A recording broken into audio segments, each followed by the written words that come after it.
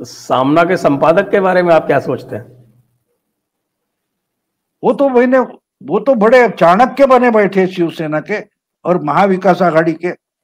जब ये सरकार बनी थी तो महायुति तोड़ने से लेकर सरकार बनने तक और आज तक वो ऐसी बातें करते हैं कि समझो वही तो आघाड़ी के चाणक्य है।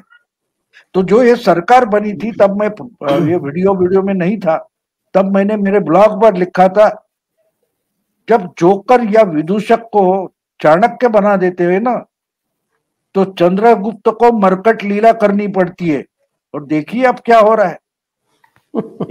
मैंने तो लिखते लिखते लिख दिया था, लेकिन वो तो भविष्यवाणी हो गई। आज चीफ मिनिस्टर होकर भी इतने दिन हो गए, 4-6 दिन, लेकिन चीफ मिनिस्टर बोल नहीं पा रहे सामने आके। और चाणक्य तो रोज बोल रहे और बोलते रहेंगे जब तक पूरा डुबाएंगे नहीं, तब तक बोलते रहेंगे। और बाद में पूछेंगे पूरे डूबे कि नहीं, नाक कान में पानी गया कि नहीं, कि और डालू, ये भी पूछेंगे। तो चलते रहने दो। इस पे एक राजनीतिक प्रश्न पूछूंगा बाबू। हाँ बोल। राजनीतिक प्रश्न यह है कि जैसा मैं देख पा रहा हूँ, आप ये सही कह रहे हैं कि भाजपा को कोई जल्दी नहीं है सरकार को गिराने की, क्योंकि सरकार को गिरा के करेंगे भी क्या, क्योंकि जो ये महाअघाड़ी के या महाधाड़ी आपने बोला, महावसूली धाड़ी के जो सदस्य राजनीतिक दल हैं, मुझे नहीं लगता कि उनकी कोई विशेष रुचि इनसे समझौता करने में है। तो आपको लगता है कि कांग्रेस इसी तरह से चलती रहेगी, या कांग्रेस खींच के, या राहुल गांधी के जो यहाँ के भोंपू हैं हमारे संजय निर्मोही जी, जो वही बोलते हैं जो राहुल गांधी बोलते हैं, तो राहुल गांधी के अध्यक्ष बनते ही आपको लगता है कि ये कांग्रेस ही इसको सरकार को गिराएगी और फिर नया चुनाव होगा, दूसरी सरकार नहीं बन पाएगी तो, और फिर नया चुनाव होगा तो क्या स्थितियां बनेंगी?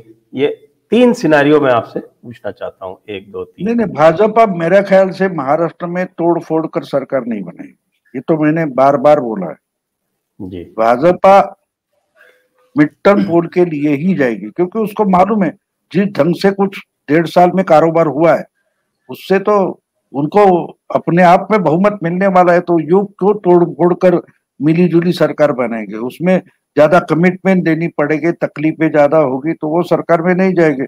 और देखिए अब सरकार चलाना है तो बड़ी मेहनत करके, गड्ढे में पड़ा हुआ मामला जो है उसको उठाने में ज्यादा तकलीफ होती।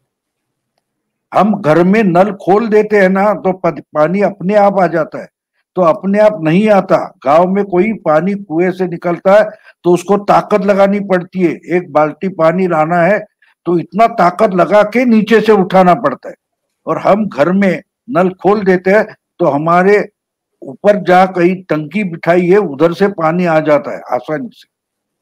तो आज अगर बीजेपी यहाँ तोड़ फोड़ कर सरकार बनाएगी तो उसमें और उसको मेहनत करनी पड़ेगी और अगला चुनाव भारी पड़ेगा। तो मैं मानता हूं कि बीजेपी में उतनी अकल है कि भाई मिड टर्म पोल अच्छा रहेगा, तो ये तो नहीं होने वाला।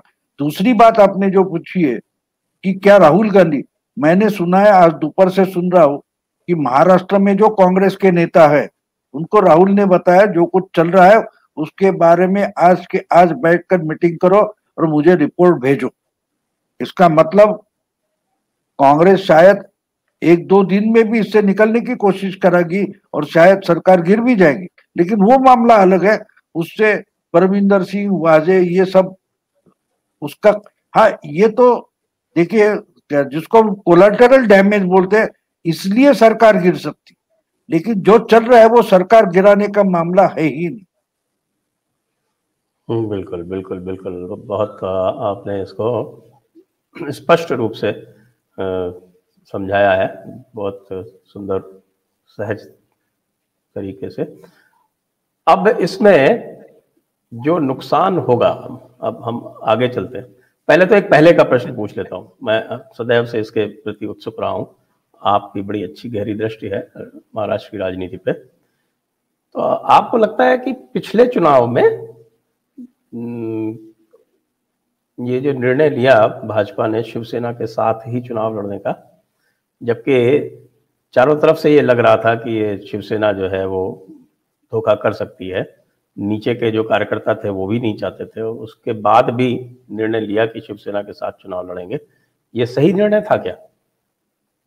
नहीं, वो तो निर्णय गलत था। आपको शायद मालूम नहीं होगा, मैंने किताब लिखी थी उस पर कि अगर अकेले जाते तो बीजेपी अकेले दम पर 150 सीट ला सकती है, और अगर अच्छी ढंग से इनकी युति हो गई तो 220 भी आ सकते।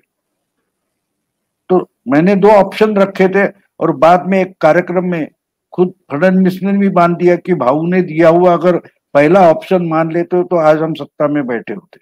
ये फडणवीस ने भी मान दिया, लेकिन वो बात अलग है। पॉलिटिकल आकलन जो होता है हमारा वो तो मैंने लिखा था, उनको सुनना है ना सुनना है उनकी बात होती। अब जब मैं आप देखेंगे तो मैं मानता हूं कि मैं किसी पार्टी का नहीं हूं, तो मैंने शिवसेना को भी साबित करने की बहुत सारी कोशिशें पिछले 1 साल में बार बार की है, लेकिन वो अगर नहीं सुनेंगे तो क्या है। हम किसी रास्ते से जा रहे हैं, हाईवे से जा रहे हैं, तो हर जगह हमको बोर्ड लगाए दिखे कि भाई अपघात क्षेत्र है, स्लो जाइए, टेढ़े मेढ़ा रास्ता है, तो उससे सवाल करते ये कौन बोलने वाला है।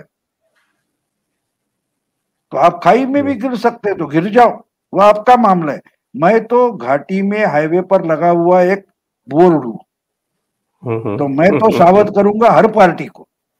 तो उस वक्त भी मैंने बीजेपी के लिए बोला था कि आपके पास 2 ऑप्शन है, आप अकेले जाओगे, क्योंकि बात ये थी कि ये 5 साल से इकट्ठे सत्ता में रहे लेकिन झगड़ते रहे। अब अगर और अपने आप में अकेले के बलबूते पर लड़ने की कोशिश दोनों पार्टियां कर रही थी, तो जब सीटें बटेगी तो आपको सीट मिली, उसके लिए खिलाफ आपका जो दोस्त है उसका ही कोई कैंडिडेट बंड करके खड़ा हो जाएगा, और दूसरा है उधर आपका खड़ा हो जाएगा, तो टांग खींचकर आप अपने आप में गिर जाओगे, तो संख्या कम हो जाएगी, वो कम हो गई। तो वो निर्णय गलत था ये मैं बोल सकता हूं, लेकिन मैं बीजेपी के तो जो पॉलिसी है वो तो मैं नहीं तय कर सकता, वो उनको करनी है। तो वो निर्णय गलत था, और उसके बाद भी उद्धव ने जो निर्णय लिया है उसकी कीमत उनको अभी चुकानी पड़ेगी, क्योंकि इसमें देखिए, अब देखिए आप समझ लो, आज पवार साहब बोल रहे हैं कि ये सरकार गिराने की कोशिश है, तो आप क्या कर रहे थे?